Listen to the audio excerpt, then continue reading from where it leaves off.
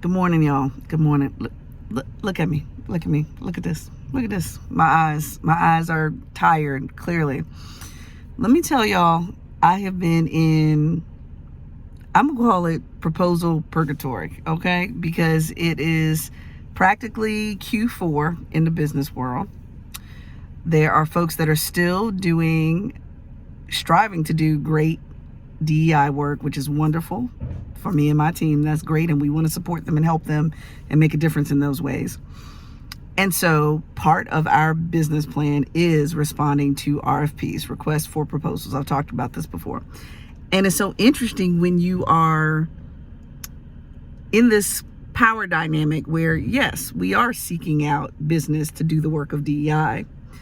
They are seeking someone with knowledge, skills, experience to do the work. And they're asking you to come into their organization in some way, shape, or form to critique DEI work. And yet at the very same time, the RFP process is DEI work. Like, our team can see the things that are challenging even within the RFP process. So let me give you some examples. Let me give you some examples of how you can do the meta analysis and the micro analysis, right? You can see the big picture and the little picture at the same time. So for example, an RFP, we already know that's a power play process. You are putting your wares or your experience out there with the hopes that you will be selected, right? Now, here's a few things to think about. The RFPs that don't provide a budget, highly problematic. Why? Because if you're very good at what you do, you have knowledge, skills, and abilities, it is a very interesting tightrope to walk, because you don't want to underprice what you do, because then it looks as if you don't know what you're doing because it's a little too cheap, right? But you don't want to overprice in such a way that it's just not feasible to most organizations. So when you don't provide us a budget, then that doesn't provide us a good broad swath of knowledge and information to at least give you a menu. So think of it as a restaurant. You could have a McDonald's burger. You could have tartare. You could have a steak. You could have filet mignon. All of it is meat, but based on your budget, that will tell you what you will get, right? All of it, you need to quell your hunger. But if you don't give me a budget, I don't know. So I can't show up at Morton's Steakhouse when you got McDonald's money. No shade at all. I just need to know what we're working with. So that's number one, the budget. The second thing is the billing, the invoicing. Let's wait until you're completely finished with months and months and months of work before we pay you is not going to work for a small business.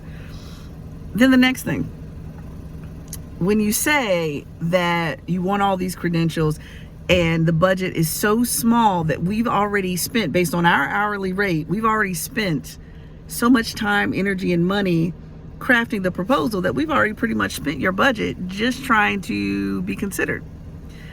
All of this to us is problematic. And so all this to say, this is a great example of processes. We're critiquing the process as we're participating in the process. We know that you need DEI support. We want to support your DEI work.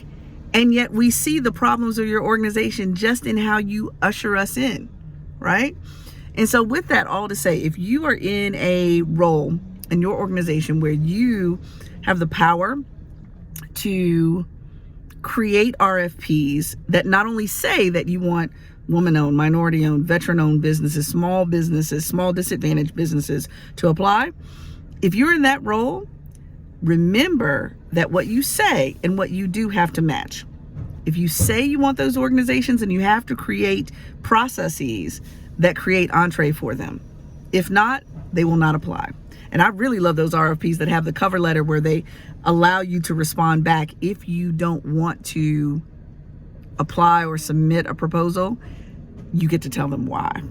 I love that part, because I can say you didn't include a budget, or your timeline is way too aggressive, which tells me that you underestimate the amount of time it takes to do this work. Or you haven't made it clear who the point person is. You haven't made it clear who the decision maker is.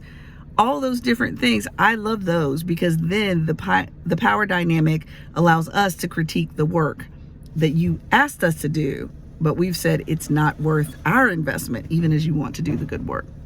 So let's make sure we're not hypocritical as organizations, right? I'm using RFPs as one example of many. If you say you're going to be a systems thinker, systems organization, systems processor, then you have to look at what you say you want and the process of actually getting there. The both and, the process and the product, okay?